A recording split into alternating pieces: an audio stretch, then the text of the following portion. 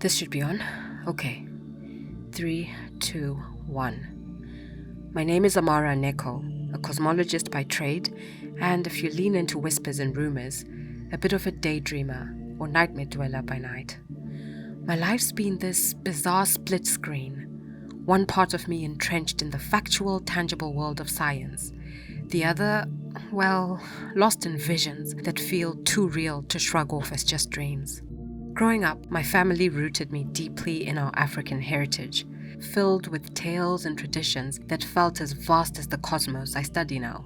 I respected it, loved it even, but the more accolades I got, the more papers I published, the further I distanced myself. I wore my scientific skepticism like armor, especially around colleagues, quick to dismiss anything hinting at spirituality or ancestral knowledge. "That's not how we do things here," they'd say, with a laugh that felt like a gentle shove away from my roots. Then, one night, a vision hit me like a freight train, the end of the world, not in some distant, abstract sense, but close, personal, and terrifying. A cosmic anomaly, a pattern I couldn't ignore because it was too aligned with what I'd seen in my sleep. Logic tells me it's stress, that I'm overworked, but how do you explain knowing about cosmic behaviors before they're even detected? Before that, I made a choice, arguably a selfish one. With a major presentation on the horizon, I pushed these apocalyptic nightmares aside, convincing myself that my career, my standing in the scientific community, was worth more than some vague ancestral heads-up. It wasn't just about ignoring my heritage or the visions. It was about denying a part of myself that I knew deep down needed attention. I thought I had it all figured out, that I could compartmentalize my life into neat, manageable segments where my career didn't need to intersect with my cultural background. That was my mistake. Why am I telling you all this? Well, that's a million-dollar question, isn't it?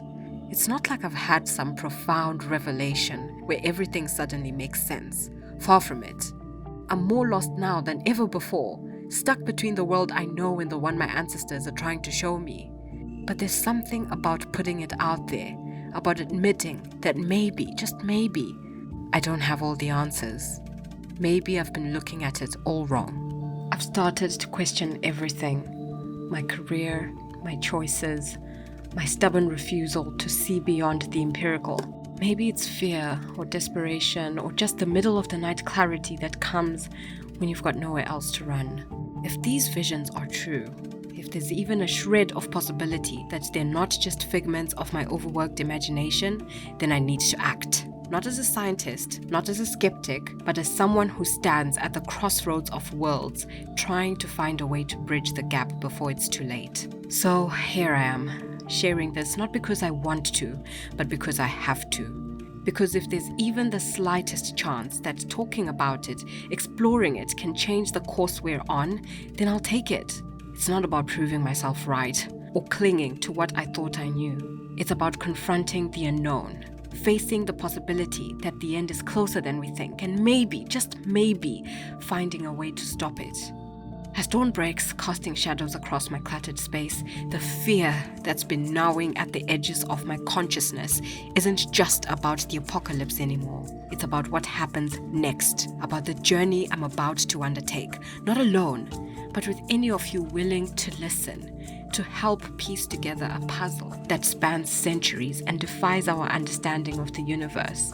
It's about diving headfirst into the unknown, armed with nothing but a sliver of hope that it's not too late to rewrite the ending.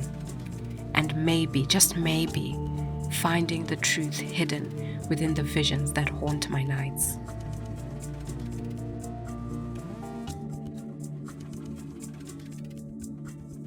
My journey's next chapter came to me not in dreams, but whispered through the annals of half-forgotten lore, a thread tugging incessantly at the edges of my conscience.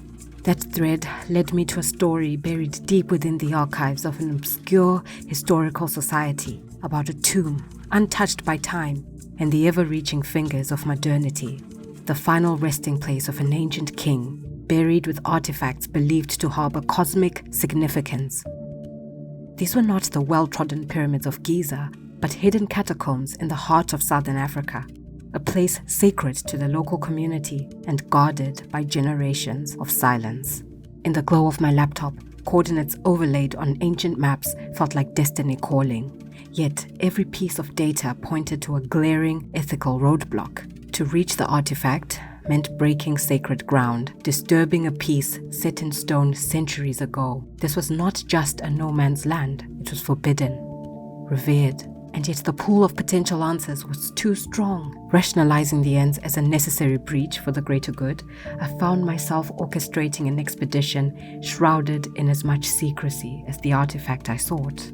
Tafara, my exobiologist, ex-boyfriend turned friend, and the ever-present voice of reason, expressed his disapproval when he learned of my plans. "This is crossing a line, Amarah. This isn't just about legalities. It's about respect," he implored. Yet, by the time his words reached me, I was too far gone, too tightly wound in my conviction that this was the only way. The tomb, when it revealed itself under the light of our torches, was both less and more than I'd imagined. Less because it was only a chamber of stone and relics, and more because the air pulsed with a reverence that made my breath catch, my heart ache with the weight of my transgression. We found the artifact, as promised by legend, an amulet, unassuming to the untrained eye, but vibrating with an energy that spoke of untold power and secrets. How did I justify desecrating a tomb for this? I'd like to say it was a decision made lightly, but the truth is, it was a gambit driven by looming desperation.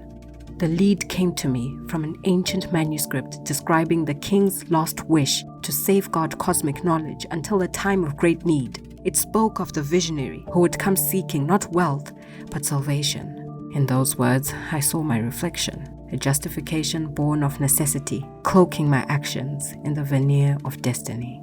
Tafara's criticism, when it came, hurt, because it was a mirror showing me not just the physical lines I'd crossed, but the moral ones too. The pain I'd caused the local community, whose sacred soil I'd so carelessly breached, weighed heavily on my conscience, consequence I'd been too blinded by my mission to foresee. And yet amid the echoing indictment of my choices, the artifact whispered of horizons expanding. The hidden message within it spoke of conversions, of cosmic alignments and terrestrial destinies intertwining, a first ray of hope cutting through the fog of doubt and conflict. It reinvigorated my mission, infusing it with clarity that had been missing. Here was the tangible piece of the puzzle I had been searching for, a beacon guiding me deeper into uncharted waters. As I stood there, gazing at the enigmatic etchings on the ancient amulet, the weight of the path I chose settled around me. The forbidden had been breached, the sacred disturbed, and yet the journey demanded to be continued. Each step forward intertwined me further into the tapestry of cosmic intentions and human mistakes, leaving behind a wake of consequences, both unforeseen and unavoidable. I tread forward, boundary crossed, a lesson learned, and a destiny slowly revealing itself, piece by painstaking piece.